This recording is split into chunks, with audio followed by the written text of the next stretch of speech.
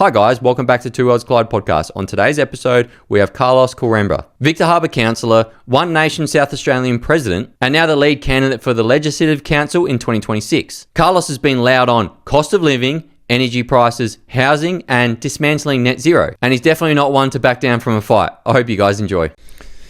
Yeah, but mate, I've had a last few days have been crazy. As you would have seen before, with all the trying to get through all the orders and that. But how many orders do you reckon you're doing a week? Close to 150, something like that. Wow. Yeah, at the moment. So you have stock, or do you have to? Oh, we've just got a whole bunch of stock in. That'll tie us over for all the orders, so we'll hopefully have them all out by this weekend. Yeah. But mate, we get average 10 to 20 orders a day. Yeah, right. And look, right now the merch program is keeping this thing running, but I think in a few months, 6 months, my ad revenue will keep the program running, because that's what normally happens with these things. Yeah. The merch starts things off; it goes really good.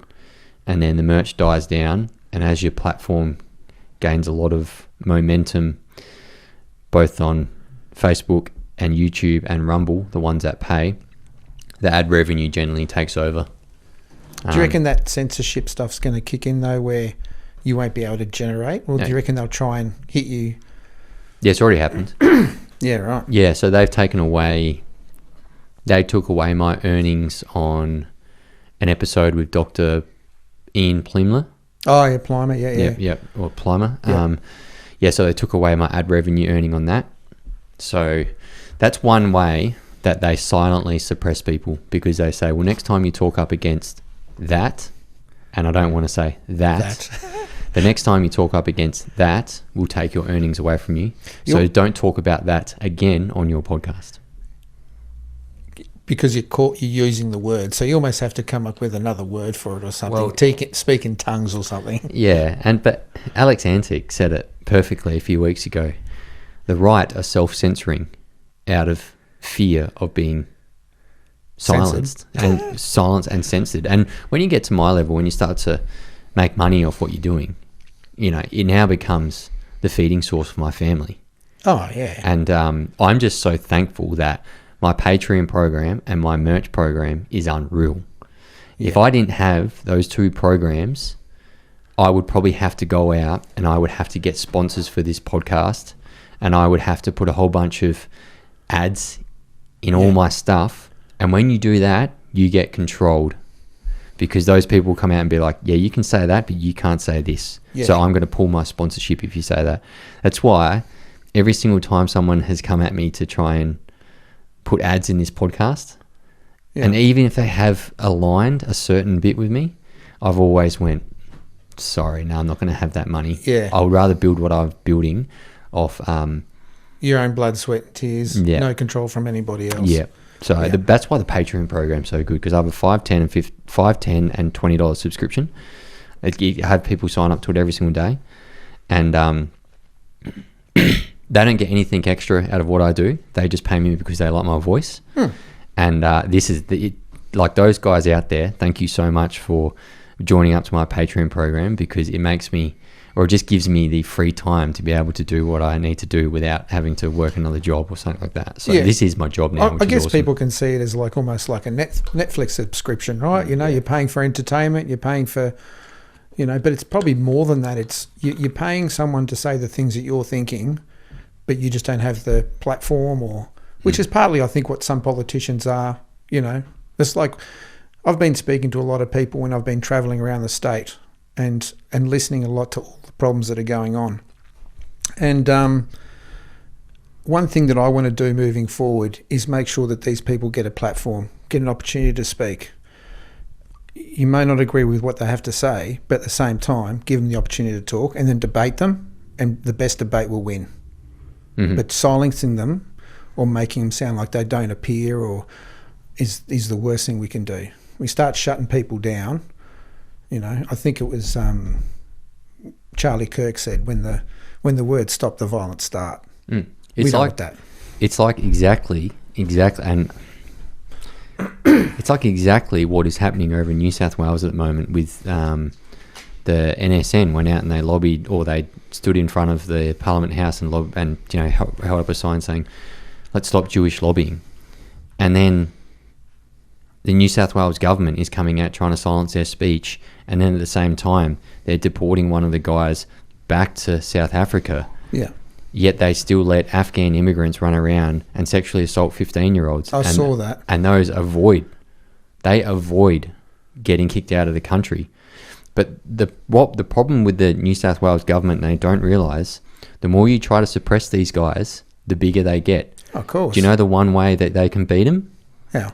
Turn the fucking country around. Stop importing mass amounts of people. Don't give them fuel to their fire. How about you just fix the country? Yeah. The reason they have risen up over the past 5 or 6 years is because young men, have been told by their government that they are useless, that they are a danger to society. Toxic masculinity. Yep, and that they are white supremacists if they stand up against immigration. Yeah. Like, this is all this does when governments try and come out and they try and silence their voices. Yeah. Like, don't silence their voice. Debate them on your ideas and tell us why your ideas are better than theirs. Yeah. Tell me that. Because at the end of the day, if we sit here and we silence them, in 1930s, the Nazis got one person into parliament, then they got 2, then they got 4, then they got 8, 16, 32. It just expanded. Then they ran over the place. It's like, and what did they try to do to the Nazi Party? They tried to silence them, suppress them, and do anything. So you have to, in this day and age, even though it's those guys, like you said, you have to debate them on their ideas. Yeah. It's going to get a little hot in here, so I'm going to grab. Hold on. Yeah, it started getting a little warm, so I had to turn the aircon on. But mate, you're down in Victor Harbour. Yeah, so I've got a property down in Inman Valley, which I call God's country. Beautiful. It's amazing. Rolling hills. We're not a big property, a small property, but we're surrounded by a 1,000-acre cattle farm. And the best thing about it, I think, is I don't see any climate action now posters anywhere, but plenty of Aussie flags. Actually, funny enough, I put one up when we moved out there, and I love driving up that driveway and seeing that. It's like, hey, I'm home now. There's a movement happening, isn't there? This Australian flag movement. Yeah. You're seeing Australian flags everywhere. Yeah. Not enough. Yeah, definitely not enough. But I think there's so much patriotism coming back over the last year. Yeah. I reckon. The country's starting to turn around and be more patriotic because everyone's getting pissed off. Oh, pissed off is an understatement. I think there's a underlining current of, and we've been told, she'll be right, okay, but it won't be. And I think people are now starting to see and say, shit, if we don't stand up, what's it going to look like? I mean, the craziness of the PC woke nonsense that's going on now. I was only listening to the radio yesterday morning. And they were talking about a basketball club who I think was under 12s. The team that had been winning all year round, young kids, obviously really good at what they do, have now been precluded for playing in the finals because the club said it's unfair that they were smashing all the other clubs. It's this breeding of weakness that is permeating through all levels of government, schools, society. It's insidious. It's out of control. Yeah, they're trying to breed kids to just always be winners, and unfortunately you don't learn anything from winning all the time. No. Yeah, like the only time I've learned real hard things in life is when I've lost big time. Oh, mate, I remember one of my first mentors, he used to run a company that bought and sold alcohol to nightclubs. And he said to me, when you make $100,000 mistake, it'll stop you from making $1 million mistake down the road. And I've never forgotten what he said and how he said it and what it meant. I've learnt more from my mistakes than from my successes. And we're taking that toughness out of kids, Like, I'm a single father. My 16-year-old daughter, she was going to private school, good school, wasn't doing too well at school. And not because she's not smart, it just wasn't right, wasn't a good fit. And we had some discussions and she said, what are my options, Dad? And I said, well, you've got two. If you're going to leave school, you either become a tradie or you become a tradie, right? That's it. That's all. I'm not having you work at some job where you're going to just waste 3 or 4 years before you kind of like go and get a trade, okay? And then at the end of that, you've got something that can at least sustain yourself and your family down the track, and you're generating income. And she loves it. She's about to get signed up as an apprentice tiler, and gets up in the morning, 5:30 every morning. She's been doing 11-hour days. By the time she gets home, loves it. Nice. But I think parents have to stand up and be parents again. That's going to be hard because it's also the parents that are the problem as well. Yeah. I had Ed Schiller in here last week, and he described to me a massive problem in the education system, that it's federally driven down. Oh, yeah. So a lot of their stuff is not coordinated from parents, individual areas in schooling, principals. All the federal curriculum is passed down onto states, and they're told what to teach. Yeah. It's like, you really want that one source of truth coming down from the government? Yeah. And then you want zero consultation from the parents and the teachers about what we're teaching these kids? And no pushback. Yeah, There's no pushback. And if you push back, they'll call you a racist, a homophobe, a bigot. Heard it all before, mate. It's like... But Sam, these are words, okay? You've been to a battleground. Words don't... if the enemy was just throwing words at you, you'd be like, oh, whatever. You've seen bullets, right? People have got to stop being fearful of words, okay? Need to stand up and go, not interested. Here are the facts. We are going backwards in the education system. Our kids are coming out of school not understanding how to read or write, arithmetic, the basics, right? No civics. I remember going to school, and I don't think I'm that old, but I remember going to school, and Monday morning assembly, we had the Australian anthem play, and when I was young, I never kind of got it until a little bit later on. I went, that is the start of my week.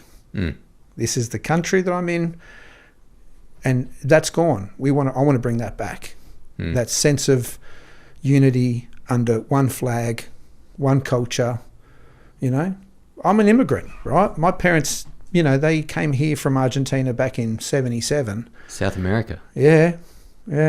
And mate, there was some shit going on over there that would make people's toes curl. Look Italian.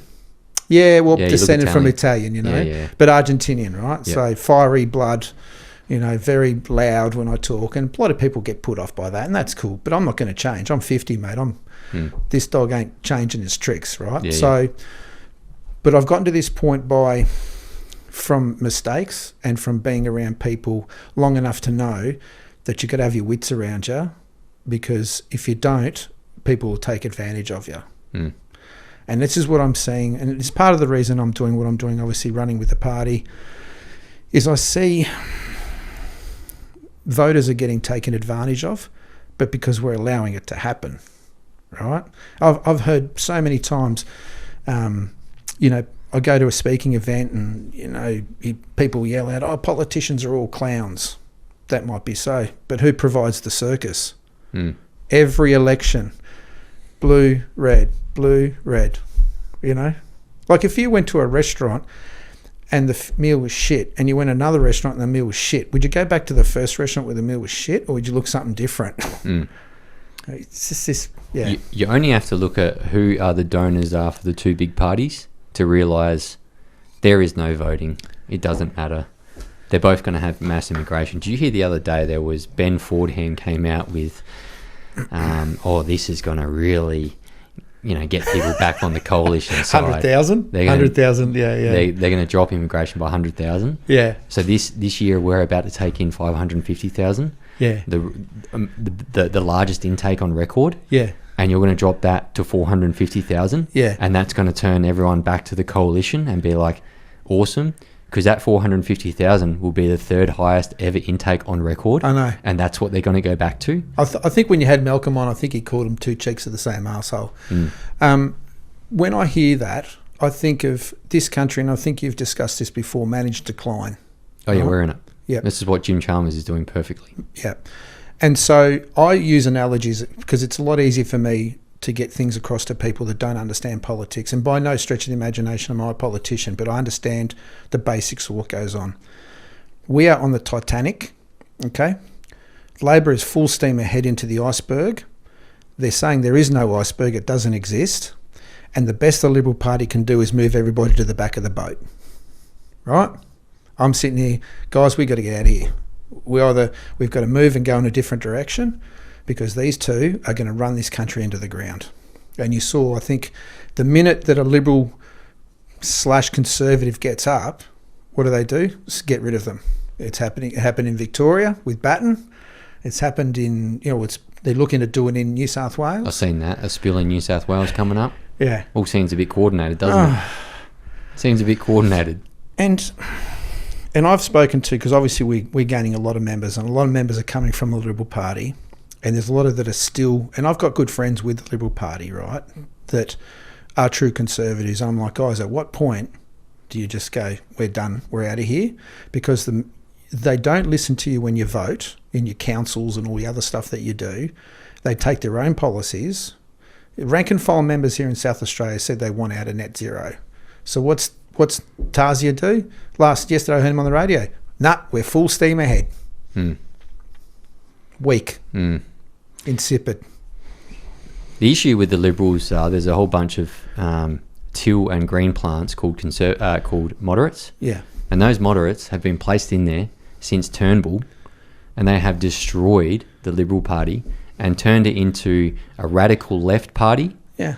That only talks out against stuff to do with Israel because they're funded by AJAC. Yeah. And it's like, I mean, they only recently came out and opposed net zero, but they didn't get out of the Paris Agreement, did they? They haven't opposed anything, mate. Like I said to you, mate, all they've done is moved everybody to the back of the Titanic. They're not serious.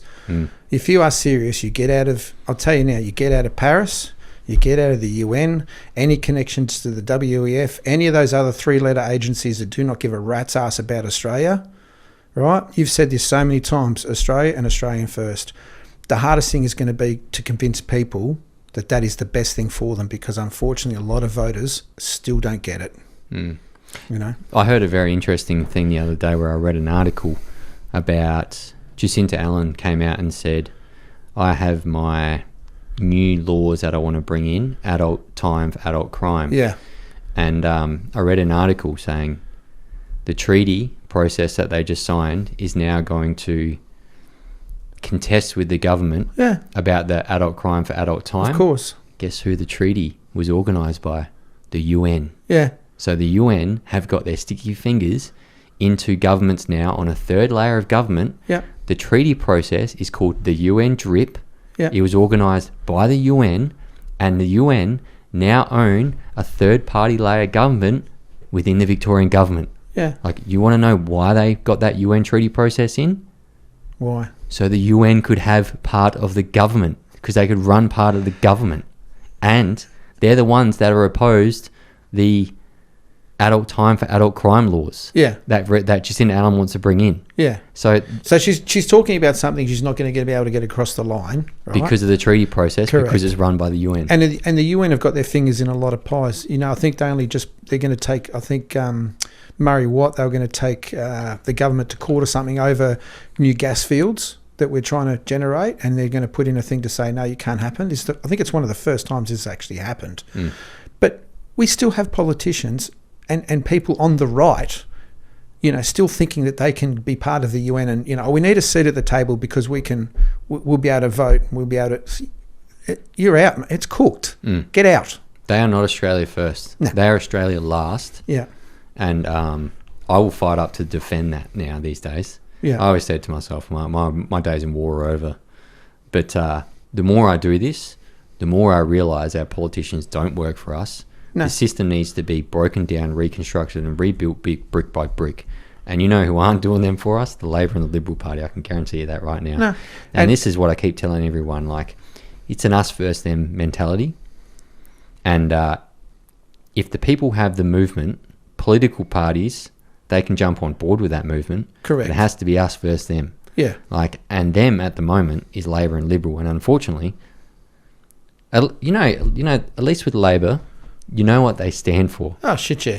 with Liberals, like it could be, it doesn't matter who you talk to. You just don't know. You could be talking to a Conservative, they'll say one thing, and then you can be talking to a moderate, they say another thing. Yeah. That's why the party is just, it is just losing members left, right and centre. Vincent Tazi is about to get destroyed in the SA election. And you know what? Fuck it, I'm going to say it. The SA Liberal Party members have been told by whatever the board is in the SA Liberal Party, they are not to come on this podcast because I'm too right wing. I contacted Vincent Tarzia, right, who he reached out to a friend of mine and said, I wouldn't mind getting on Sam's podcast. So I reached out to him and said, you can come on my podcast, but just be ready for some tough questions. He said, yep, I'll organise it with my team. I spoke out against the moderates a few days later, haven't heard boo back. But this is the thing, right? And I was more than willing to give the Liberal Party in SA my platform to help them go against a juggernaut, Peter Malinauskas, who has majority of the vote here. Yeah. Whether we like it or not, he has majority of the vote here. And I was going to help him out, get them to use my platform and do it. Yeah. And then they say, Sam's too right wing. But what? Okay, it's like, this is an interesting. You just shot yourself in the foot. And so why not come here and debate you on their views? Exactly right. Why not come here and say, look, Sam, we don't agree with what you're saying, and these are the this is what we, and I'll tell you why they can't, because deep down I think they know that what they are pushing is bullshit, right? And when someone fronts up to them like yourself or other people or myself and we go, that's bullshit, they got nowhere to go, because it's not bound. When you debate someone, you have to kind of start off on a set of principles that you agree on, factual things. So they're not going to come on here because they can't back it up with facts. All it is emotion, it's fear, and so now I think all those things that they used to call us, racist and right wing and everything, those things now don't mean anything. Because there's no fact or strength behind their argument. It's now people are just had a gutful, and they are bleeding supporters. They are bleeding supporters to us and other parties. Because I can tell you one thing. I actually had an interview when I was at a rally with the ABC presenter, and it never went to air. And she was talking about how why are these people marching and what they're doing, and do you think it's a protest? And I said no. It's a celebration of Australia. I saw it differently. It's not. I just saw it as a celebration of what it means to be Australian, hanging out, Aussie. Things I grew up with. And she said to me, so tell us, obviously your polling is going through the roof. And this was the ABC, mind you. She said, so what's changed with One Nation? I sort of paused for a second. I went, let me think about that. Nothing. Nothing has changed. We've been saying the same thing for 30 years. It's now that people are now starting to wake up. Their bullshit meter's been switched on, and they're not going to put it up with anymore. Maybe that's probably why the interview didn't go to, Yeah, well, Pauline Hanson was saying this years ago, back in the late 90s. She's like, you got to be careful where you're importing people from. Early 2000s, you got to be careful where you're importing people from. 2015, we got to pull back on the immigration. And they slandered her, racist, bigot, Nazi, all this stuff. You name it. And they still do it. They still do it. The good thing now is that there are the actual Nazis there. So when someone calls me a Nazi, I'm like, you don't understand. They're the Nazis. I think Yeah. That's what I'm saying. These words now, just the average punter now is just going, yeah, no, I've heard this shit before. I'm done. Give me something tangible. Debate me. Yeah, well, when you, and in debating, and this is what I've learned from getting debate training, once they resort to a level of empathy, or they do the emotional argument, or they do the name-calling argument, you've won the debate. Yeah. So once they start calling you those words, they just can't debate you back. Yeah. And there's probably some level of debate still to be had with the Liberal Party, but the Labor Party now are just so in a different plane. They're not even they can't understand, they can't explain what a woman is, for crying out loud. How are they going to debate you about anything to do with anything about women when you can't even identify the basis of your argument? That's just, now you're not even on the same frequency. There's no point now. And we're in a phase where politicians are just they're so used to lying now that it becomes such a normal thing. For example, Jim Chalmers came out today and said, we've got a wage growth in this country of 0.2%. And it's like, Jim, wages are back at 2011 levels. Yeah. That's a fact. And we're at 2025 inflation. Yeah. Like, And what are you celebrating? yeah, and they talk about inflation, like it's coming down. They don't talk about the percentage that's already increased, and we're just back at this little level now. It's like, okay, it's like, no, we've been smashed, right? Our wages have gone down. Housing is like, I think I only heard today that median house price in Adelaide is over $1 million. First time ever. Like, I don't think people really grasp that there is no actual benefit in house prices actually going up. I'm yet to find an economist, anybody who can actually tell me what is the benefit, because at the end of the day, you're buying and selling in the same market. The only way you're going to benefit is if you've bought ages ago and you might have multiple properties. Your stamp duty is more expensive. Your council rates are more expensive. We have all this money tied up in this Ponzi scheme, and all we are doing is shutting out a generation. I've got a 16-year-old daughter. I'm thinking, I've built a house that like a little house that we share. I'm not going to give it to her. She's going to have to buy it off me. But I know that's the only way she's going to end up with a roof over her head. And you've got a young daughter. I mean, what's happening? We are killing off a generation of aspiration with our decisions. And both parties have come out unequivocally and said, when they've asked about house prices coming down, they've both come out and said, we don't want house prices to come down. We still want them to increase at a sustainable, manageable level. How do you become sustainable and manageable when you're already well out of the budget? Because you want to know why? Because lobbyists control the two big parties. Yeah. Let me give you an example. I think Peat Investments, I think they're called that. Not too sure. They have 300 million or something under their belt. Yeah. They have something like 30,000 homes that they land bank in Australia. You think they're going to let the Labor and Liberal Party crush the housing market? No. There you go. No. And guess who our politicians answer to? Not you and I, my friend. Hell no. It is to the lobbyists. Yeah. That's why I always say that you want to fix the government, ban lobbying. Oh, yeah. Ban lobbying. Well, and, actually, there's a few other things. This is one of the things, like, and if I'm lucky enough to be elected, one of the bills that I want to bring in is basically a bill that says exactly who I meet with every day, a breakdown of what we spoke about. So like basically my diary, and that gets posted and published. Now, if anybody's not happy with on an open platform, yeah, so you can anyone can view. Anybody can look at it, because at the end of the day, I'll be being paid by the taxpayer, right? And I know what it's like to be a taxpayer because I'm one now, and I'm sick and tired of seeing my taxes getting pissed up a wall by these people. They go around like they're saving the world. Like Malinowskis has been handing out money hand over fist for all these things, and everybody's like, oh, how great is he? Of course you're great when it's not your money. You don't know how much he spent on advertising for the Labor Party over the last 2 years? 140 million, is it? Something like that? Yeah. 140 million. If you're doing such a good job, why do you need to spend 140 million dollars telling people what you've been doing? Just imagine where that 140 million could go over 2 years. $70 million a year. No, you're not even scratching the surface of the money that gets wasted at local, at all levels of government, mate. All levels of government. We wouldn't even need to raise any taxes. We just need to become... You've got two sides of the ledger. You've got the tax side and you've got the cost side, right? I run a business. I know how this works. You can't keep raising taxes to keep paying for incompetency. You've got to start attacking this. And there is a big black hole, right, that I call the bureaucracy black hole. Because when you think about it, it's the most basic element. Governments tax and redistribute to different things that we and they think is important. Roads, hospitals, whatever it is. But in the middle, there's this, it goes from A to everything else. In the middle, there's this thing called B, the black hole of bureaucracy. And it just sucks the money, right? Bit by bit, and it's getting bigger. Like a cancer, it's getting bigger and bigger and bigger. There's more and more people, checking on people, coming up with legislation. And every time they do this, it's getting harder and harder and harder.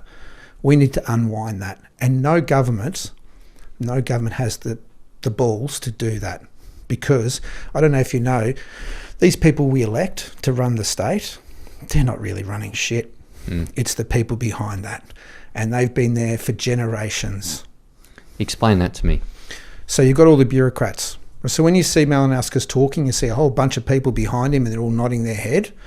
They're the ones pulling the strings. He's just the talking piece. He might have a little bit of sway here or there, but in actually running the state, it's those people. And you know how I know it's those people? Generally on a job site, the guy earning the most money is the one running the show, right? Would you agree? You've got bureaucrats that are over $1 million. You don't know their names. They're getting $1 Oh, they're over $1 million, some of these people. This is what I'm saying. The black hole of bureaucracy. People, they're faceless. You don't get to elect them. Okay? At least in the US, when the president comes in, he gets to appoint, I think it's like up to 10,000 people. So when one government comes in, they get rid of that and they bring in their people. Here, Labor, Liberal. The puppet masters here, mate, they don't move. They're still the same. You don't know who they are. You might hear about them when they go into Senate estimates and things of that nature. But other than that, you don't know who they are. I wonder what foreign influence they have over them as well. That's a good question. Maybe we should make a bill that actually then says that all these people now have to declare any interest that they have. But you didn't even know about them. No, that's what I said to you. I always knew that they were bureaucrats, but I thought they worked directly for the MPs. No. So the bureaucrats run basically, so you've got the departments, health, education. Then you've got a whole tier of people, and then you've got like the teachers and the people that actually do the work. Then you've got the fat in the middle, right? That fat's getting bigger, sloppier. So I call them the trough. They're the snouts in the trough. And that trough is getting bigger and those snouts are getting bigger and they're just sucking the life out of what's going on. One would suggest as well, and I'm only putting the pieces here together, that MPs go into jobs after lobbying jobs because they have the phone numbers of the bureaucrats, the lawmakers. It's a big revolving circle. It's a scratching the back, I always think to myself, right, how did we let ourselves get so corruptible in a democracy? Like, are we even really, are we in a democracy at the moment? Well, I mean, the sheer fact that we're allowed to vote is a democracy, right? And I would challenge that with what's happening in South Australia at the moment with the new law that Peter Malinowskis brought in. Now, I've spoken about this time and time again. Yeah. You can't take any political donations over $5,000. No, there's look, and I'm starting to understand that law. Like, it's been a big learning curve. Trust me, I'm not a lawyer, and all of these laws are written by lawyers. There are ways of getting money to a party, and I'm not going to be quoted here, but there are ways of getting money to a party for administrative funding. But we now get money from the taxpayer to not run our party, but to campaign. Yeah, so you do, for example. So One Nation has a foothold. Yes. Liberal has a foothold and Labor has a foothold, and your funding goes off your last election results. We choose, there's two models of funding, but off the last election. Yeah, so let's say Labor has 65% of the vote. They got millions, but they've got money outside of what they got from that as well. They have investments and things of that nature. So, for example, if I tried to start a grassroots movement, I would still be capped at $5,000 if I tried to start a new party because I wouldn't have access to any of the funds. But you can spend up to $75,000 per candidate as individually. You could as a candidate, right? Okay, but can I take that? Not from the government. You don't get that from the government. If they're capped at $5,000, is that per donation? It's not donations. It's like your own personal money. If you wanted to become like a candidate, you can spend up to $75,000. Of my own money? Of your own money. Does it say where that money's coming from? It's got to come from you. Like, it can't come from anybody else. Yeah, see, that's the thing. And so you've got to have money. Look, I think what they try to do with this law is they tried to cut out the Teals and, the Clive Palmers and those sort of things, right? And the minor parties as well. But it is a stitch up because both parties agreed to this, right? And they call it, we're bringing, I think they try to call it, integrity or, stop the... groundbreaking laws. Well, it's never, no one in the world has done this before, but mind you, right? Not even the Electoral Commission really know how this is going to work out. It's a bit of a suck and see scenario here. So, and I was thinking about this because it is difficult, right? But money doesn't always buy messaging, right? Because you think about this. if money bought you an election, Clive Palm would be running the country. Mm. Right? So I still have to come back to the simple fact, and I don't agree with what they've done, but I still have to come back to the fact that if your message, if your ability to debate, present an argument and convince people is strong enough, then the only thing holding you back is how many people you can talk to. Mm. So they've got the money to spend through advertisement, but platforms like this, social media, I mean, even me, like when I started this, it's going back nearly 5 years, I remember my first, as a candidate, the first time I ran in the seat of Finnis, and I remember getting up in front of a crowd for the first time and nervous as shit. I don't like talking to people. I'm pretty introvert. I like to kind of keep to myself. I'm up there and I started talking about something. I can't remember what it was, and I started crying, right? I mean, mind you, my apprentice had only died only a week earlier in a car accident, and I just started thinking about him, and I fell to bits, you know. Now, put me in front of a crowd and a microphone, I want to debate every single person. I want to convince them of my point, and I will not stop until they are. And that's all I've been doing around, is just going from suburb to suburb, speaking event to speaking event, talking to people, listening and debating. And every time I do that, I get better and better at it. Okay? Debating is an art. Oh, I love it. I love it. But what I'm saying is, if your message is good enough, right, look at what you're doing. People are resonating with what you're doing.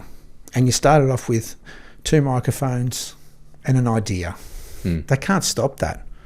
All right? No matter how much money they've got, no matter how much censorship they do, and now it's getting to the point where the more they censor you, the more you're just going to grow.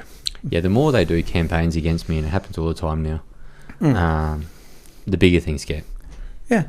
Bigger things get. And that is an indication that the public is ready for change, right? Because if they weren't, they'd just go, oh, who's this guy and whatever.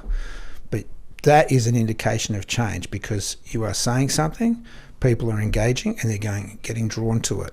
You know what they're doing now is they're coming after my followers.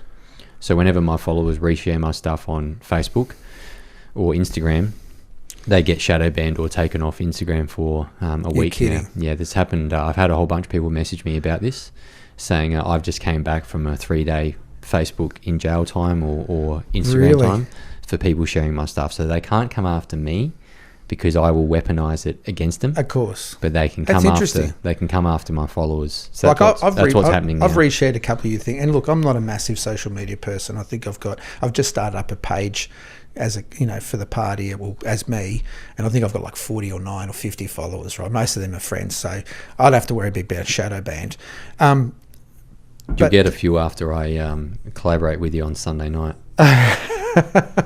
But I guess the thing is, and I keep saying this, and it was funny because the guy that's sort of been my mentor when it comes to politics, he said to me, he goes, I watch you talk to people and you actually want to just talk and debate and listen.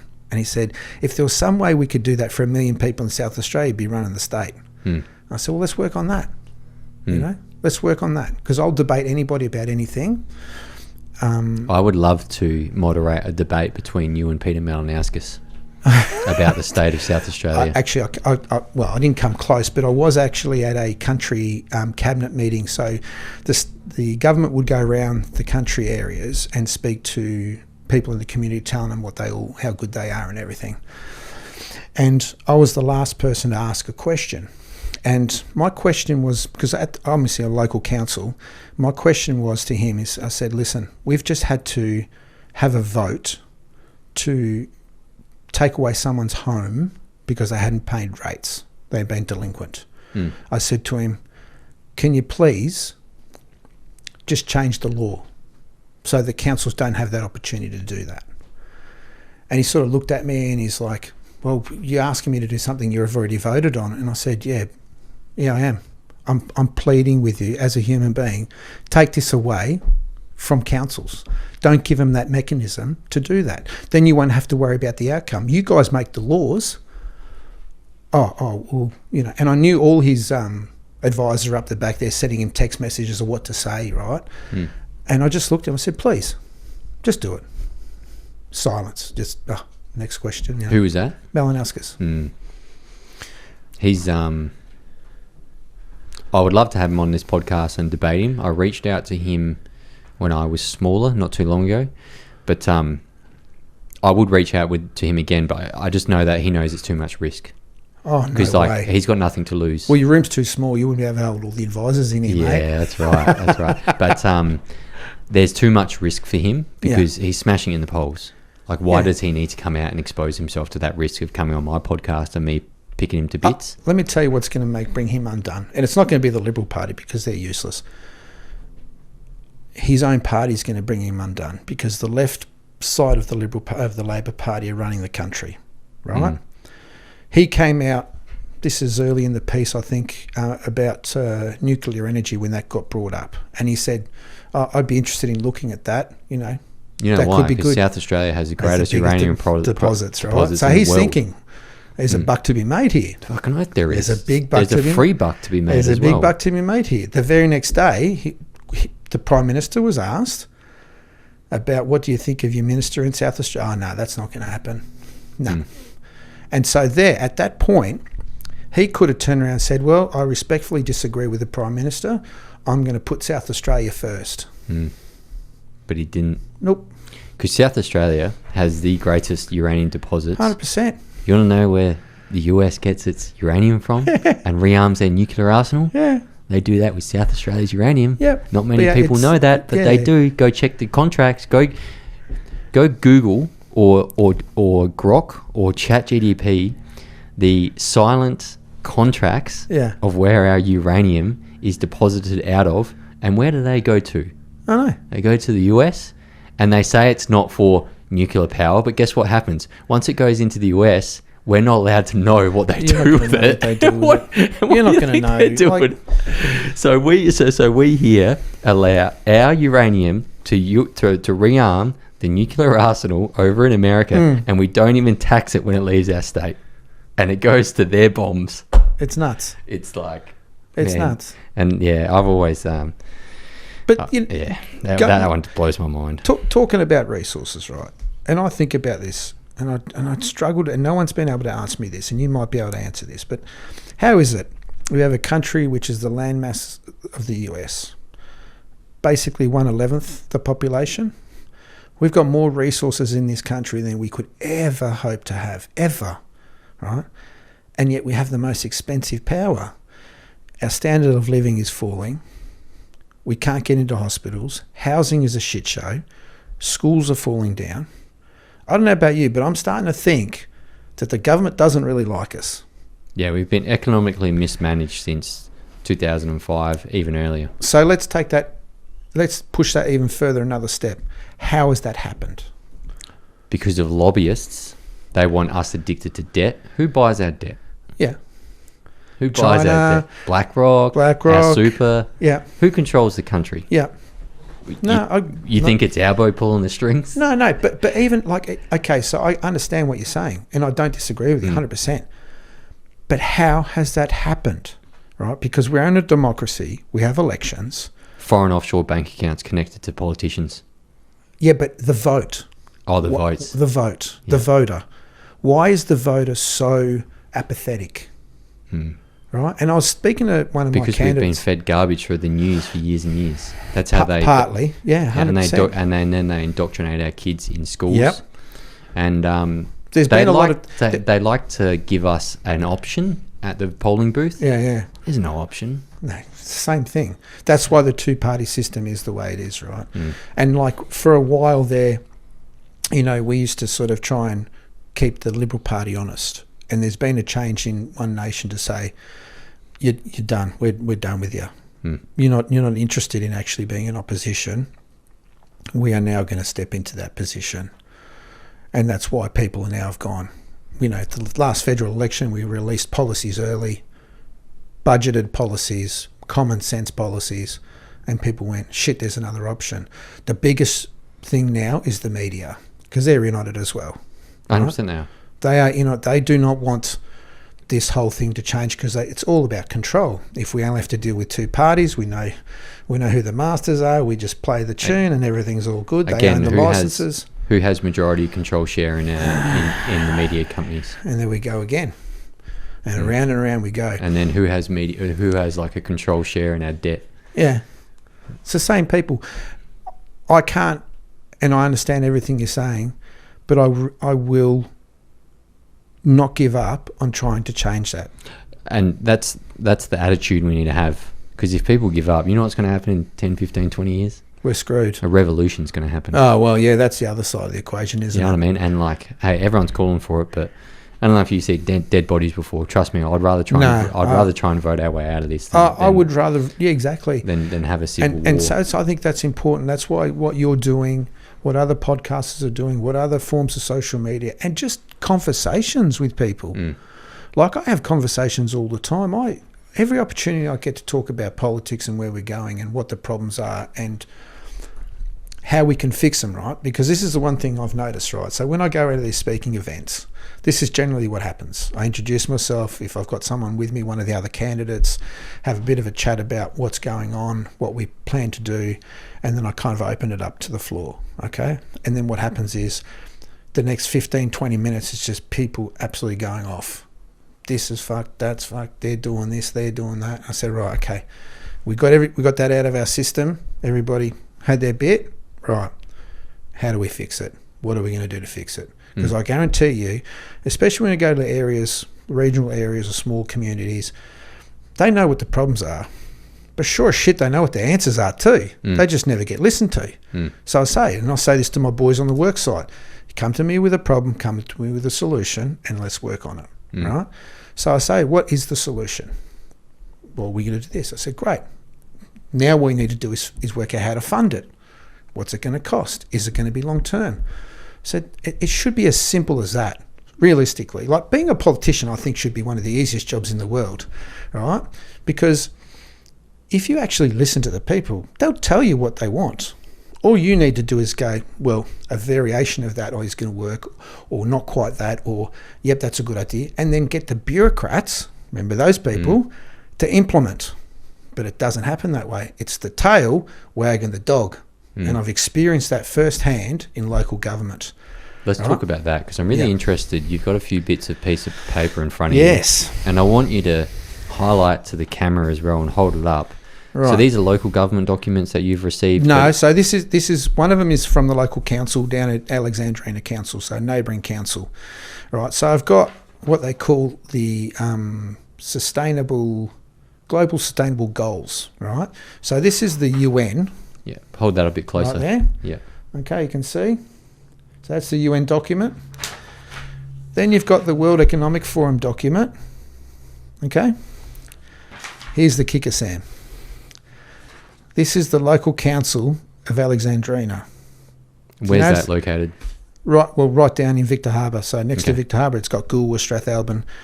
So south of Adelaide. Yeah. Yep. Now, maybe they copied it and pasted it, but who in local council had the foresight to go onto either the World Economic Forum website or the UN and then use that as what we're going to do in local council? What has that got to do with rates, roads and rubbish? Okay? I'll tell you what. Zero. This is people pushing agendas, bureaucrats pushing agendas, right? And I don't know if you probably, actually when this comes out, we've been talking about it. So 3 mayors, one from Mitcham City Council, Onkaparinga Council, and Adelaide Council, flew all the way over to COP 30 or whatever number it's up to now in Brazil. The climate. Yeah. What are they doing there? Interesting, right? So it was funny because they're going over there to try and understand how to make society better at a council level. Now, and I've been very clear about this all the time on council, is we need to keep within our purview rates, roads and rubbish. These people now think that councils aren't no longer about rates and road rubbish. They're about bigger things now. We need to save the planet. Okay, so they're using taxpayer and ratepayer money to do this. The mayor from Mitcham City Council is also the president of the LGA, which is a local government association. That's another story altogether. Unelected bureaucrats. She was on the radio. Mate, I'm going to play you that interview and it's going to blow your mind. The level of hubris and self-importance that woman has is out of control. Now, I'll guarantee you what I've just said will land me in trouble. I'll get a code of conduct or a complaint lodged against me, right? I'm done. I don't care. I've had too many of them now to even... I'll wear them as a badge of honour. Okay? That's what they do to silence you, right? When you speak out against the narrative. The interview was a train wreck. She got annihilated by the interviewer. the icing on the cake, at the end of the interviewer said, "So did you even, what do you say? It was, did you do the carbon offset? You know, when you buy a ticket and on an airline ticket, at the bottom you tick the carbon offset." She goes, "What's that?" So here's a woman who's just spent ratepayer money to travel around the world to talk about saving the planet, and she doesn't even know how to do carbon offsets on a plane ticket. It's a joke, absolute joke. The level of self-entitlement of these people is sickening, and this is rife through all councils.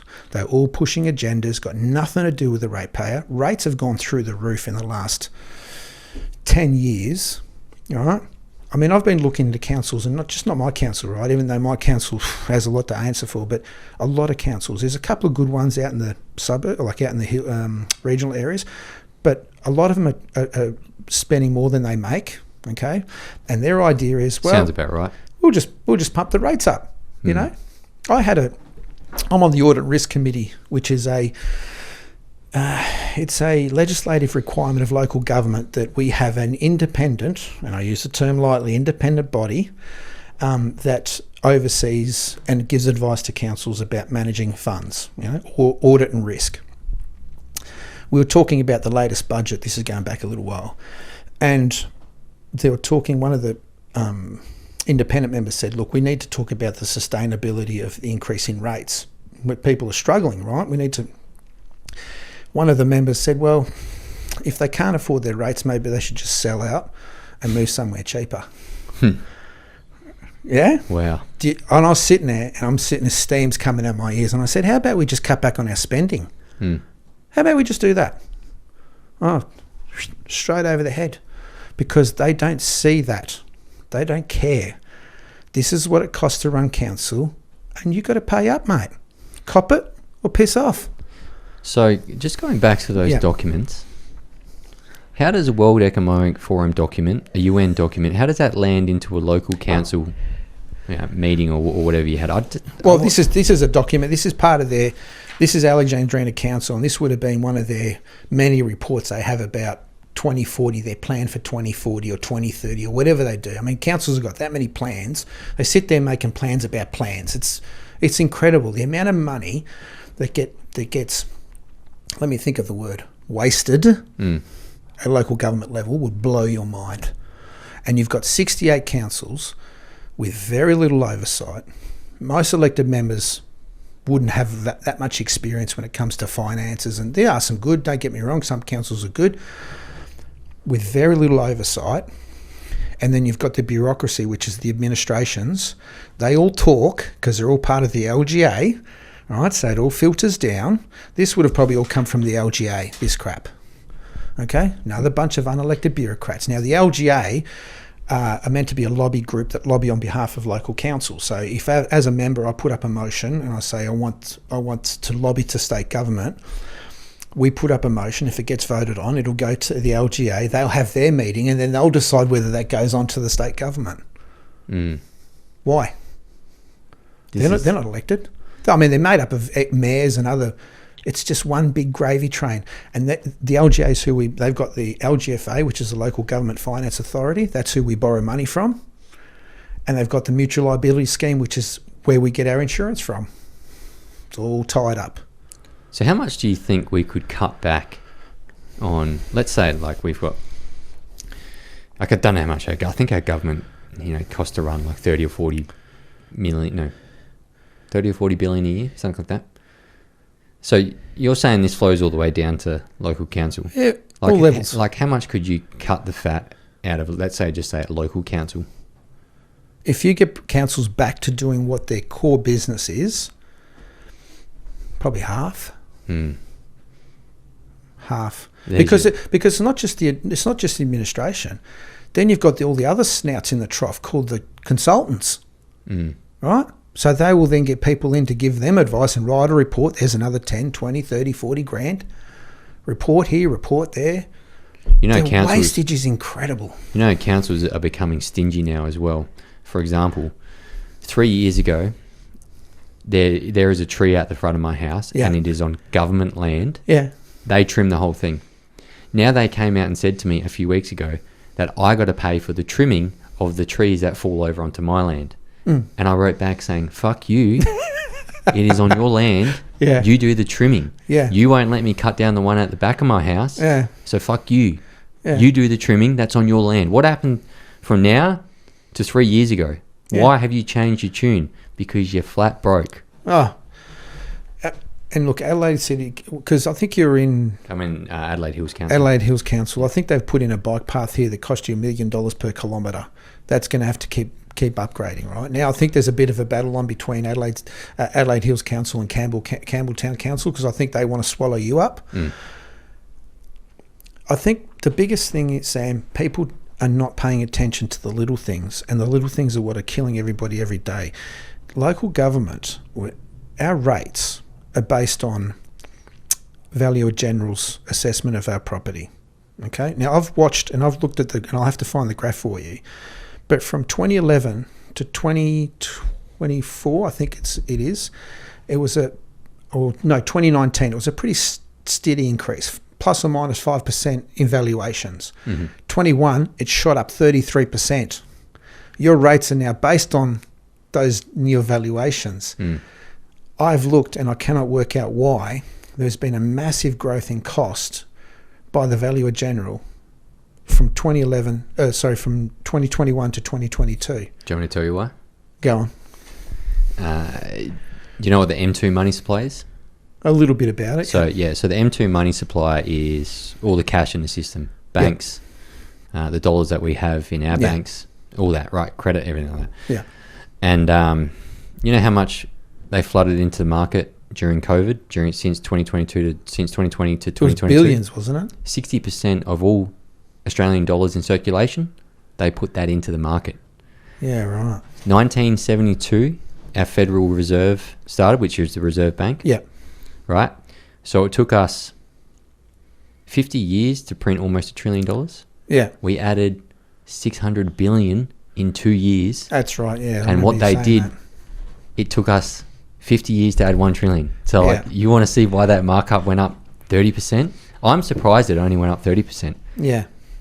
Because I looked at, I said, okay, well, because generally valuations are based on property sales. And at any one stage, I think there's only 3 or 4% of the market on the market at a time.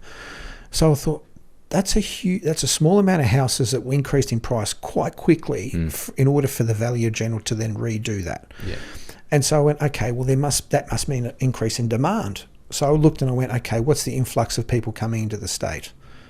It wasn't that great. No, What there was, though, Sam, this is a crucial thing. What there was, though, is we had a lot of people coming from the eastern seaboard now coming over here during COVID and going, we're getting out of there, we're going to come here. Oh, I can buy a house down by the beach by what, 500,000 or 600,000 or 700,000? Not anymore. Now suddenly real estate agents are going, shit, we've got a different buyer here, right? It's not just Adelaide buying Adelaide.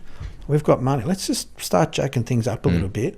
And it doesn't take long to that just spiral up. And here we are. And I want to do a deeper dive into this because don't quote me on this, but I've got a sneaky suspicion that this artificial blow up of our housing market here in South Australia was done artificially. It wasn't something that happened through natural market forces. It's something that I just think, I don't know, I've just got a hunch about it because such a great increase, right? So getting back to the Valuer General and the cost of housing, right? So the Valuer General does a valuation on your property, and then the council then does what's called a rate in the dollar to work out what that money they need to do this, right? And that's what basically is your rates. Do you remember there was a talk not long ago where the Labor Party was getting smashed about taxing unrealised gains on superannuation? Yeah. People don't realise that rates, council rates, are actually based on an unrealised gain, which is the Valuer General's valuation. So as the Valuer General puts the house prices up, the rates can go up, but you're not earning any extra money. It's an unrealised gain. Because if your house went, say your house here went from, say, 700,000 and then all these houses around you sold for $1 million, suddenly yours is now worth $1 million, your income hasn't changed, but your rates are now based on a more expensive value of your house. Your ability to pay those rates back hasn't increased. And how much has your pay gone up? Yeah, it's not that much, mate. It's at 2011 levels. Exactly. It's gone backwards. Yeah. Like we And are that's- still at 2011 levels. And That's for what I'm me, saying. you know, 40% of my population down in Victor Harbour retirees, fixed incomes, you know. Yeah. Me and my wife have spoken about retiring down there. Oh, it's a beautiful place. Yeah. And they'll struggle. And so as a councillor, I can only go as fast as the slowest person, right? I've got to bring them along. We've got some really expensive houses, and we've got a lot of ratepayers that pay a lot of money because they've got beachfront and everything. But the majority of our ratepayers are elderly. Like Victor Harbour is a big retirement village. You know, it's a beautiful place. So I think councils, they're now taken over by people that want to do this garbage, right? And are forgetting the core business. Like we get our bins picked up half as much now too. So providing less service and charging you more. It's wild to me that local council, and this is like, I would love to get into this a bit deeper. It's wild to me that somehow local councils have now been invaded by the World Economic Forum and the UN. It's true, isn't it? How did that happen? Like that, because, you know, like, I've had a hunch, and I say a lot of shit on social media. I say a lot of shit on social media. And I try to fact check pretty much all of it. Yeah. But you can't fact check stuff like our politicians are controlled by the UN and the WEF. That's just the hunch. That's a gut feeling I got. They're not controlled by the Australian people. Let's put it this way. But then when you bring that in, it blows your mind, doesn't I'm it? like, hang on, what's going on? That's why when this was sent to me, I had a double take. I'm like, what? No, that can't be. And I looked it up. You can see the website there. I looked it up, and sure as shit, it was there. And I'm like, how did this document? Because I know that the council didn't create this document and then send it to the WEF or the UN. It came down. And so we need to, and this is one of the things, and this is, I reckon this is one of the things that's really going to put a big target on my back, right? Because for the most part, most people don't know bugger all about council. They'll get pissed off and they'll get their rates noticed like bloody council or pothole bloody council or stupid spending money on, you know, one council I think they were going to put up 40 grand to go to the yes vote, and then the community heard about it, got pissed off and did a motion and they rescinded it. For the most part, it's the sleeping tier of government that no really knows about, right? They're copping a lot of grief at the moment. Jetty Road, that's an absolute shit show what the council have done down there. Down in Glenelg. Yeah. You know, there's a big thing going on. I think Adelaide City Council are trying to put in more footpaths, not footpaths, bike tracks, and get rid of lanes and parking on Hutt Street. So that's turning into a shit show. Adelaide's a ghost town, mate. Adelaide's a ghost town. Yeah, but it's green, mate. It's. I think someone said we have something like 30% of stores are empty down there or something. I'm not too sure. I don't know, but I mean, I only go up there sometimes for work and stuff if I'm building up there. But what I'm saying is, local governments have pretty much been left alone, right? They're very quiet. You don't know what. Do you know how much the CEO of your council would be earning? Mate, I don't even know who he is. I don't know, but I can tell you now they'd be on somewhere between $300,000 and $350,000 a year. What? Oh shit, you're not. Senior management, you know, that they've got there, would be on 150, 170,000 a year. You have a go and I know you look at a lot of big things. You look at a big overview of a lot of things, right? Sometimes it's the little things that are right in front of your face that are like the biggest. Wow. Yeah, and your council would probably control, you know, without knowing, I'd say billions of dollars worth of assets, all the road infrastructure, parks, all this sort of stuff. Yeah.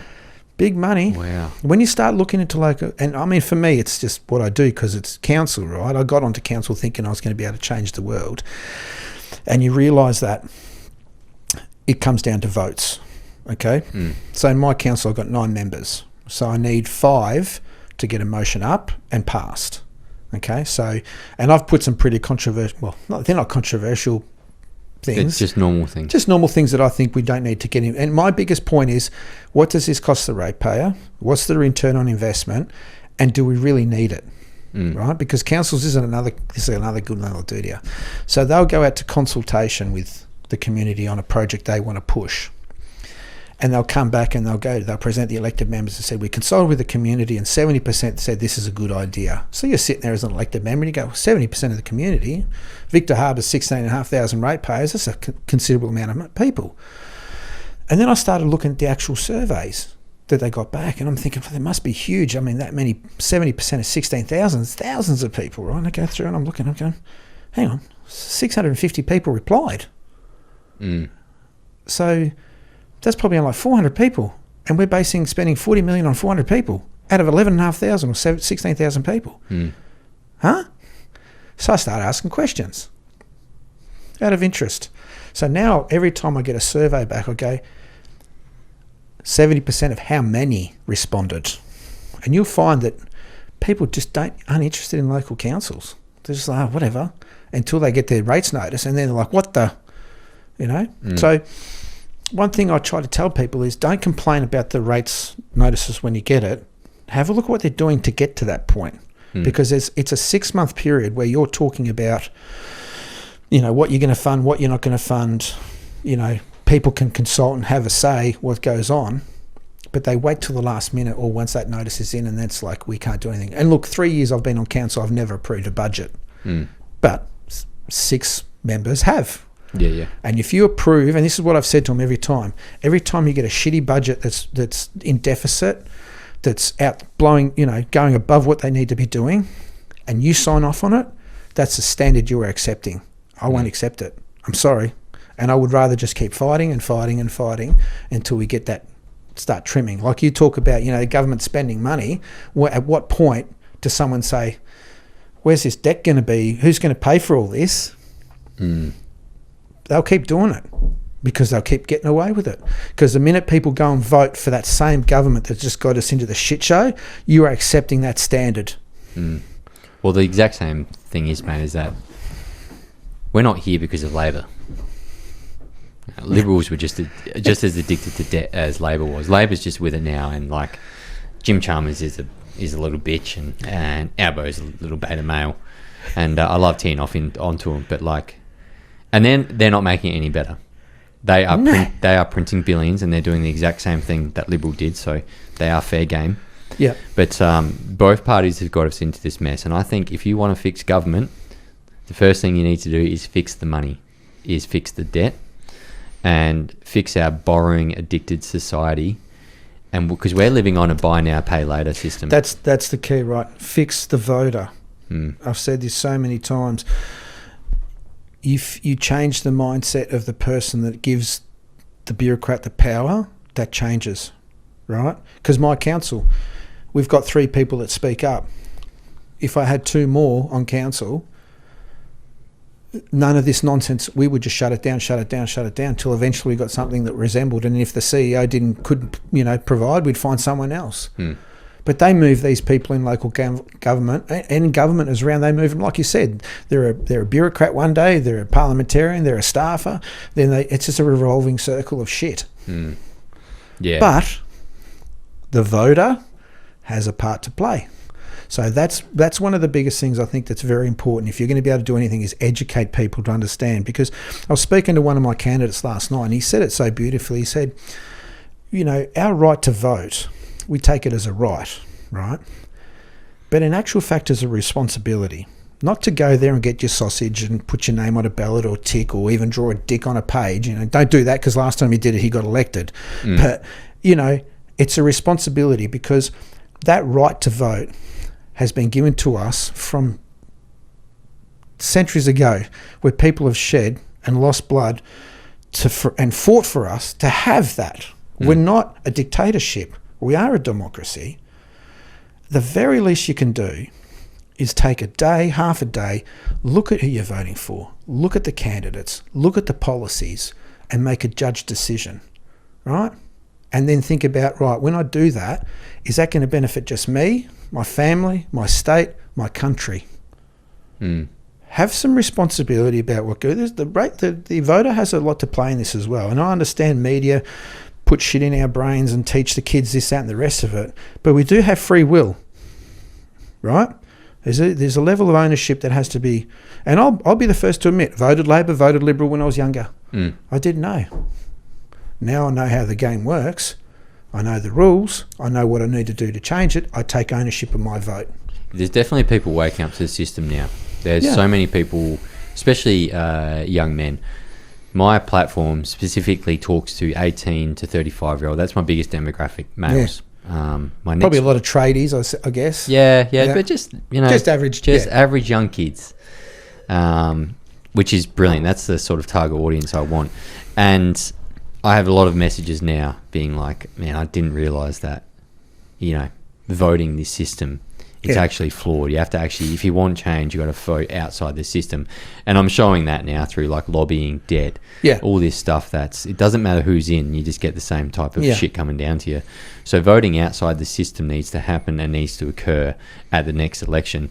And this preferential voting stuff as well. Like there's a big scam with that as well. You put your preferential vote in there and it sort of all trickles back to Labor and Liberal somehow. Yeah. Well, I So- mean, that's it. But the preferential voting system basically is you're grading who you want to vote for from most preferred to least preferred.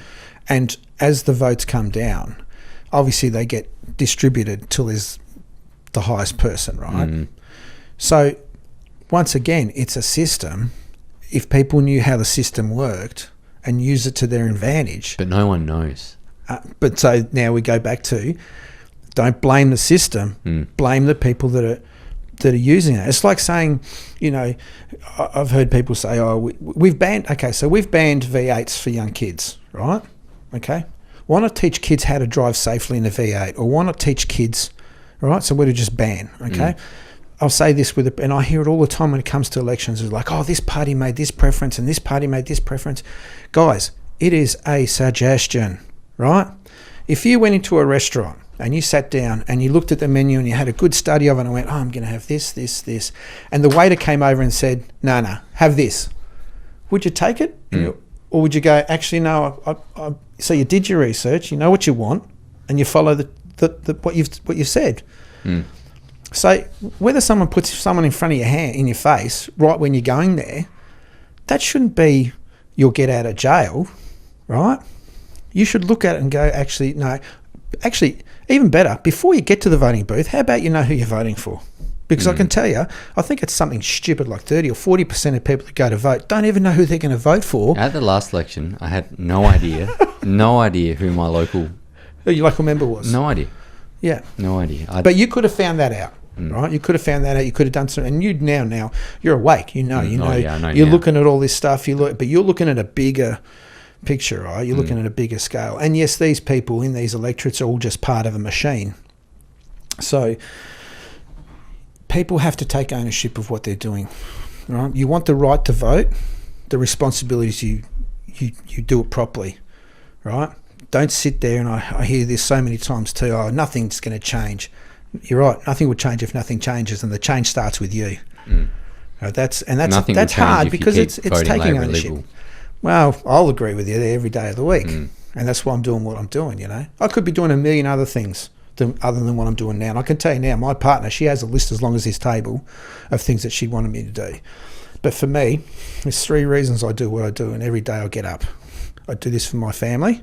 Okay, I do this for people that don't have a voice, that have had a gutful and want to change, and I do this for that flag. I do this for this country. This country has provided me with a lot of opportunity. I didn't get a say in coming here, but shit, I was lucky that my parents chose this country. And it really shits me to tears when I see people that are born in this country treat this country like it's nothing, right? How anybody can think that allowing a group of people to burn your national flag on television is acceptable blows my mind. How we are not... You know how that happens?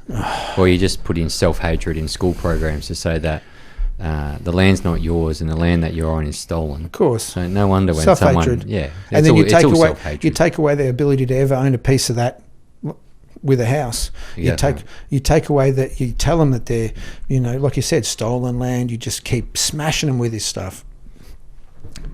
But what has been done can be undone. Of course, because... And I say this all the time. Since Julia Gillard, maybe a bit earlier, we've been in a self-hatred point where we are hating our country, and it's taken us 10 to 15 years to get here. Yeah. It's going to take us 10 to 15 years to get out of here. Yeah. Like, trust me, there's a lot of shit that I want to say online, but I know that I need to go softly. Like, if you watch me from 6 months ago to what I say now, it's softly. Yeah, I continuously change my... You're evolving. Yeah, I can, but I know where the end goal is for me. Correct. And what I want, but you can't just put it onto them straight away. No, you blow their mind. Because I'm trying to rewind bad habits of what has happened over the last decade Yeah. And I'm trying to do it in a 5-year period. Yeah. So like it's all softly with this stuff. That's why sometimes I go through levels of getting angry, and I'll drop back down, and then I'll go like, and people are like, wow, they come along for the ride. Yeah. And that's how I'm dragging so many people in to watch my stuff. But it's going to take a long time for us to, like, this isn't going to fix, like, let's say one nation wins the next election. Now, like, I know that, and I don't think Pauline can become PM because she sits in the upper house. She's in the upper house, so she can't become PM. No. But let's say like one nation gets majority of the vote and they actually control it, but let's say a Liberal member gets in or something like that. Yeah. But they have the power. Yeah. It's like, it's not going to be fixed. Like, there's going to be pain we have to go through. Right? Oh, yeah. Because we're undoing decades. It's going to get worse before it gets better. And I've spoken to Pauline about this. It is. But like, you know, the good thing about putting in the right type of figure that has been through a whole bunch of shit before, they can cop it again for the next 3 to 4 years while we correct this country back onto a path where our kids have a future. Yeah. Like, someone's going to take the absolute brunt of it here. Of course it is. Because we've been drip-fed bullshit for the past 10 to 15 years. Yeah. So when we do turn around and get on a good path, and there'll be people there's going to be a lot of pushback, I can tell you now. There'll be pushback. Because there's and there's also been a youth that has been told that the people that talk up against transgenderism, climate change, that they are dangerous and that they need to be taken out. So those people as well, like I've been getting, they get death threats. They want to take you out. So whoever's in the next government, like yourself, get ready for death threats, get ready for people trying to take you out of the game, and get ready to be berated by everyone else because they have been indoctrinated into a sense of thinking that people like you and I are dangerous. And, I mean, yeah, you put on a shield of armor, and everyone just has to know that when we do turn a corner, and we will eventually, or else who knows what's going to happen. It'll happen. But it's going to be tough. Yeah. It'll be tough. There'll be more social division than ever before. Yeah. There'll be riots in the street because we know how much the radical left like to riot because now they're the most peaceful but the most violent, actually. And they do nothing. Yeah. And none of them do nothing, so they all riot. And it's not going to be, and then the media is going to be on their side, and it'll slowly drip feed and change. But the silent majority are sick of this shit. I'm ready, right? Because I've come to the conclusion I'm not going to be on this earth 1 day, 1 second, 1 hour longer than I was destined to be, no longer, no earlier. What happens is going to happen. And I don't think I'm that important that anybody would want to kill me. You don't know. There's some nutters out there, right? But what I'm pushing forward, what the party's pushing forward, is bigger than any one person. It is a change, a systemic change is required in this country if we're going to have a country. It's as simple as that. And I know that to some people that might sound grandiose or big, but I just believe in my heart that if we don't correct course, we're fucked.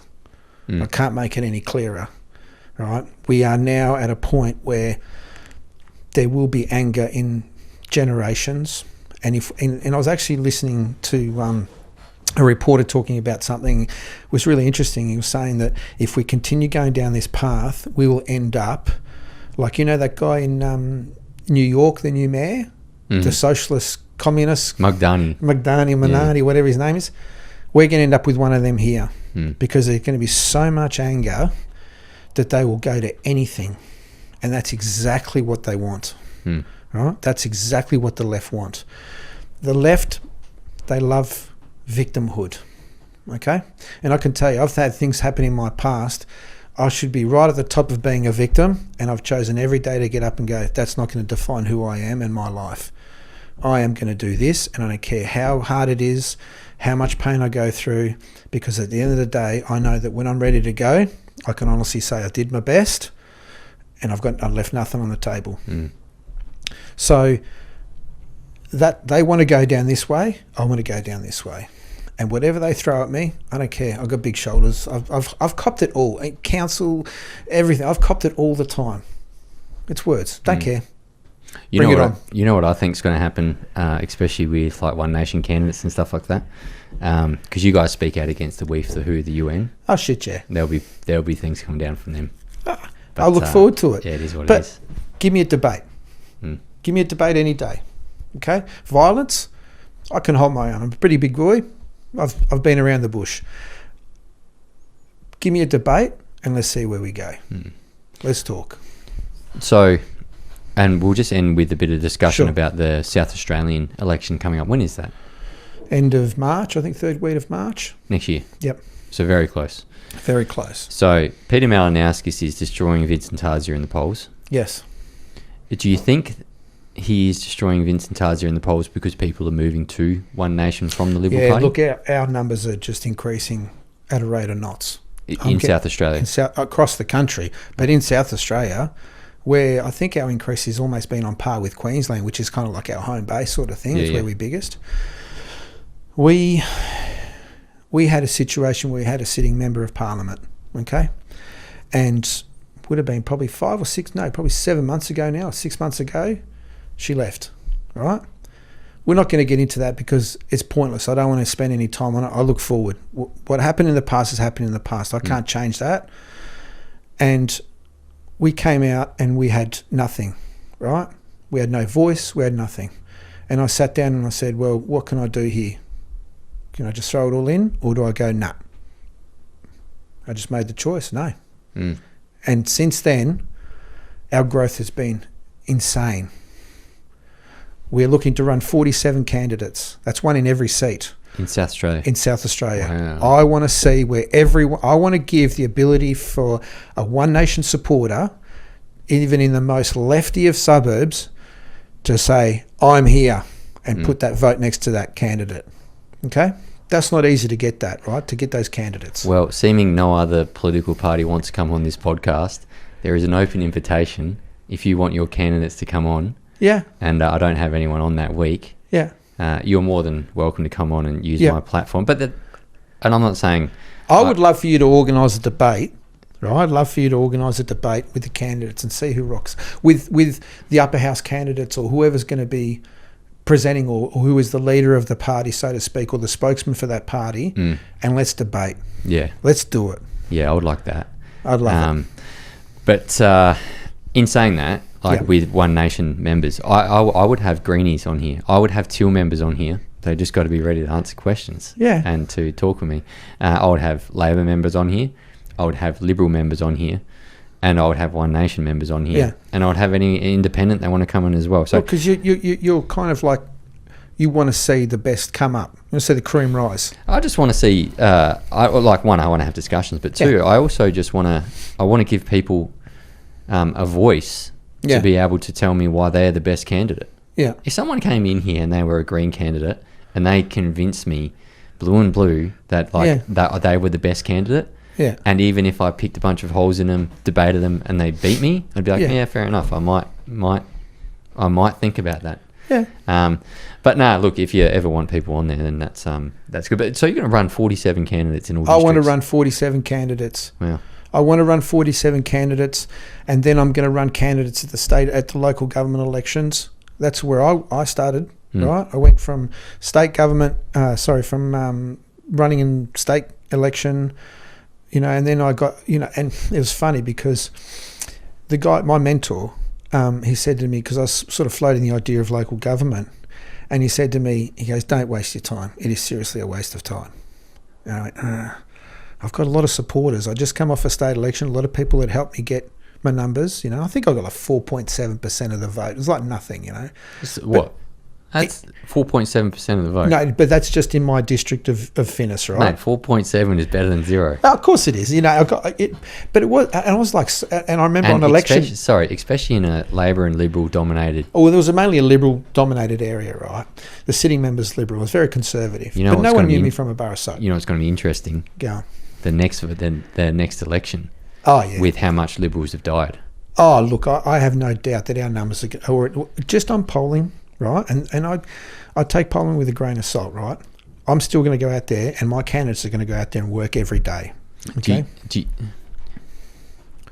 And these are average people, by the way. These aren't politicians. Truck drivers, business owners. One of the candidates in the upper house is a nurse that works at the Royal Adelaide. We speak all the time about the issues about fixing the hospital. I'll tell you, this is a big one. This is one big one for your show. I'm talking to my executive, my group of people that are helping us formulate policy, and all my branch members. We're starting branches down here, and just the general public. I'm going, guys, I want to fix ramping, right? Because both parties have forgotten about it. No one's fixed that. No, but I want to fix it because I honestly believe any problem can be fixed. It's a matter of money, want to fix it, and then having the balls to see it through, right? There is a whole bureaucracy that don't want these problems we have in this state to get fixed because they rely on these problems being there because that's their job.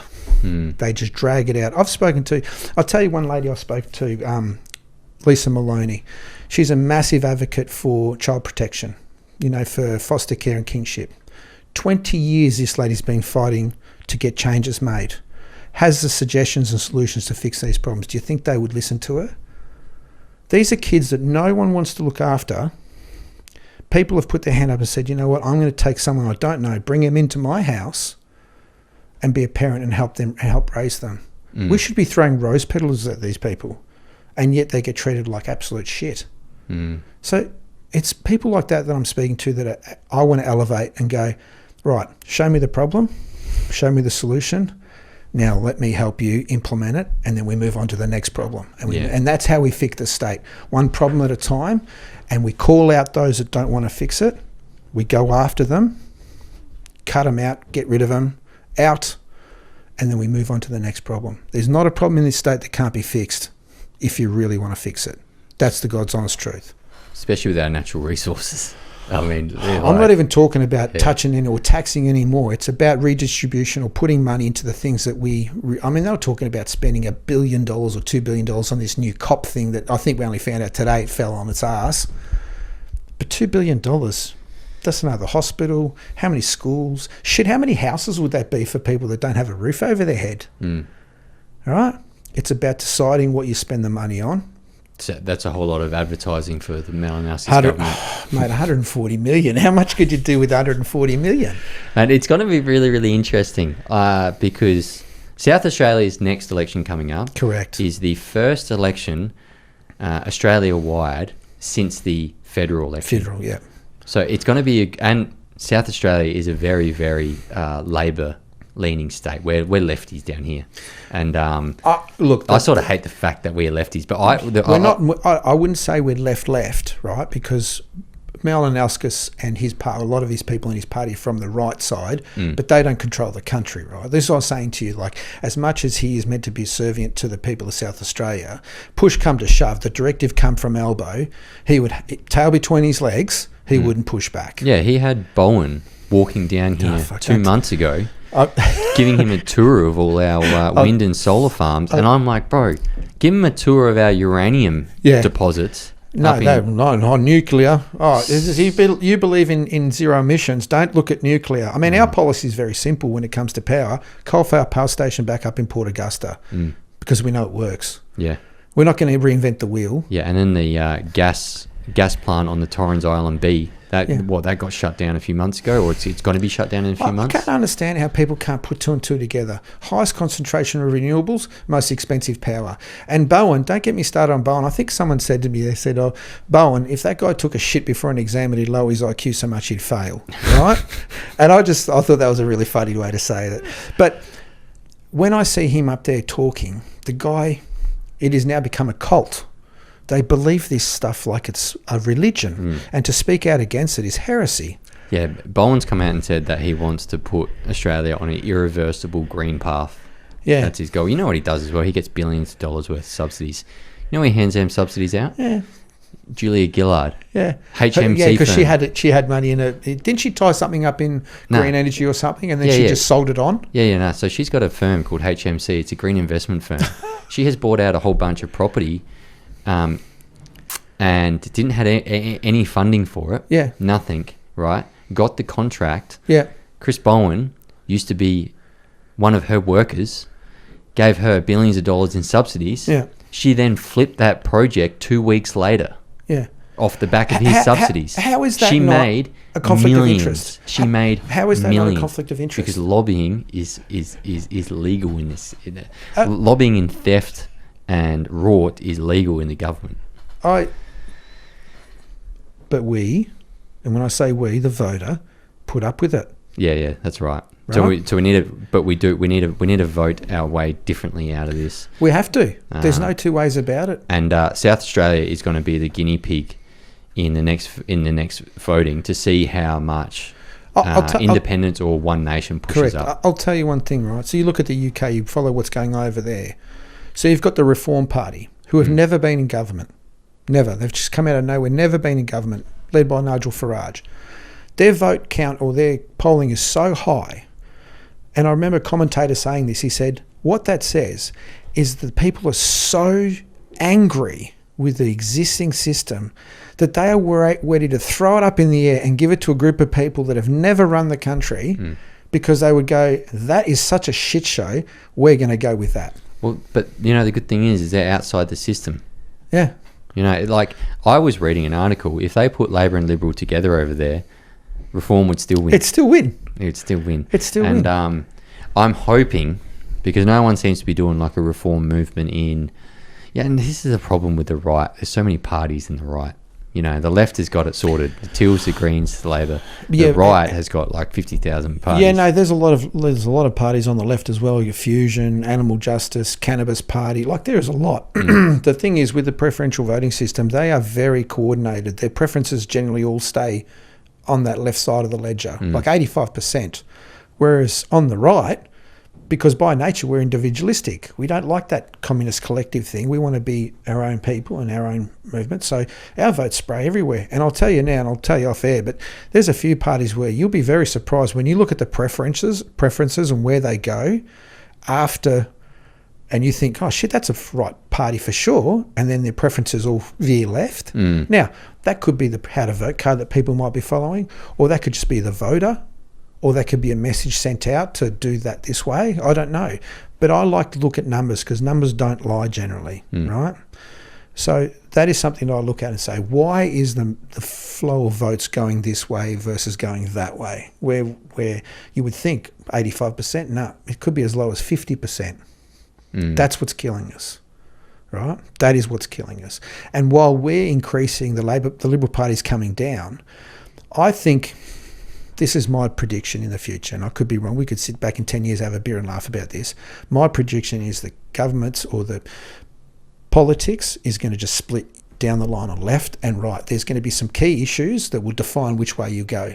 You believe in climate change, you're going to be on the left. You don't believe in it, you're going to be on the right. You believe in transgenderism, you're going to be on the left. You don't, you're going to be on the right. You believe in sovereignty or nationalism, you'll be on the right, you're on the left. There'll be it's like a bit like the US.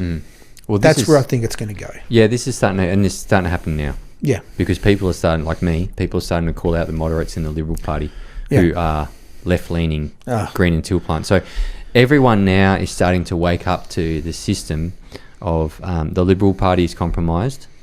The Labor Party, well, they are the Labor Party.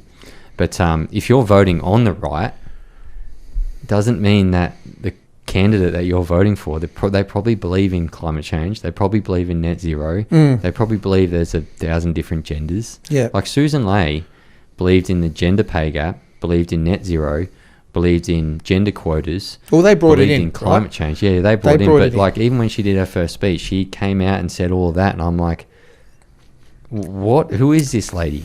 And now everyone's starting to wake up to it because they realise that liberals aren't right leaning. They're not conservatives. There are conservatives in there, but they are fighting a losing battle. And I say to them, and I know a few of them, I say, listen, at what point are you just going to accept that this is an unsellable issue? Because now is the time to build up steam and clear. Like they think they all had a win because they got out of net zero, right? They're all marching there like they're still in the Paris Agreement. It's like, it doesn't mean anything. Like I said, they've moved everybody from the front of the Titanic to the back of the Titanic. It's still the fucking Titanic, guys. let's be honest, and unfortunately for a lot of this, it's going to be interesting though, because this is a way for them, so for some of those right-leaning Liberal members to keep their jobs. We're against net zero now, and because real leadership would go, I think it's all bullshit, and I'm out of the party. But then you're sacrificing a wage and whatever ambition you've got, and also your pension. That's the problem. We have too many politicians these days that worry about their paychecks, their pension, and pre-selection. Yeah, and it's a machine that produces that. Both parties produce that. We've only just brought branches in. I go to pretty much every branch meeting, or the beginning of branches. I go to these what we call active groups, and I look out for these, like, seek them. Right, I start to get the spider tingy fucking deal when I see these people, and I go, but we haven't had any. Because I asked a few questions and I can pick up straight away where you're left, right, what you believe and what you don't believe in, looking at you, like, pretty quick, right? There's no room for moderates in One Nation. Not one. Not interested. We are Australia first. We're going to go in this direction. We believe in this, this and this. Very clear. Our policies are very clear. There's no ambiguity about it. Okay? That's what we stand for. You want to jump on board? By all means. You want to go and try and get in, then push the party that way? Not interested. There's plenty of parties on the left. Go and be on the left. No room for it. All right? That's it. Good. Well, mate, we'll wrap it up there. Thank you. You're welcome to come back on before, maybe a couple of weeks before, if you want to jump back onto the podcast. That'd be cool. Right before the election. Yeah. I think that'd be cool. Yeah, well, I mean, it's just at the moment it's hectic.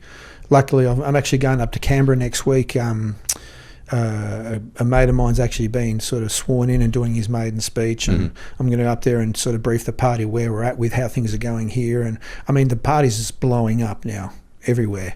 And like I said, we have not changed. It's just like we haven't changed.